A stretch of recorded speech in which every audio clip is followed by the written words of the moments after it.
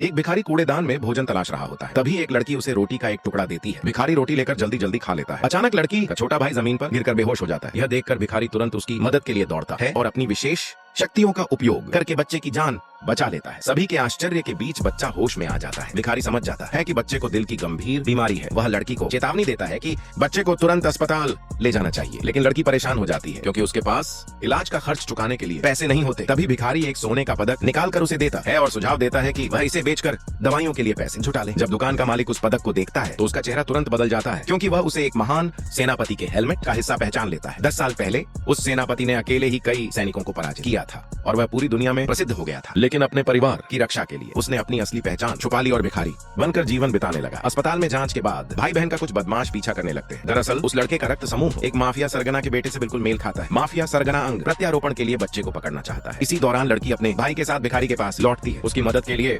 धन्यवाद देती है और वादा करती है कि पैसे मिलने पर वह उसका कर्ज चुका देगी। लेकिन भिखारी सिर हिलाकर कहता है कि अब उनकी दोबारा मुलाकात नहीं होगी। भिखारी के जाने के बाद कुछ दुष्ट लोग भाई बहन को पकड़ने के लिए सामने आ जाते हैं। भिखारी हस्तक्षेप नहीं करना चाहता, क्योंकि अगर उसने ऐसा किया तो 10 वर्षों से छुपा उसका रहस्य उजागर हो जाएगा। लेकिन बच्चों के बेबस और डरे हुए चेहरे देखकर उसे अपनी बेटी की याद आ जाती है, जिसे कभी दुश्मनों ने पकड़ लिया था। उसी क्षण दुष्टों का सरगना भिखारी पर हमला करता है। अगले ही पल एक सुनहरी ढाल प्रकट होती है जो 500 मीटर के दायरे में सभी को अलग कर देती है। तभी वहाँ एक कुलीन महिला पहुँचती है। सरगना उससे बदला लेने में मदद मांगता है, लेकिन जब वह महिला भिखारी की टोपी उतारती है तो सच्चाई सामने आ जाती है। वह उसका पिता होता है।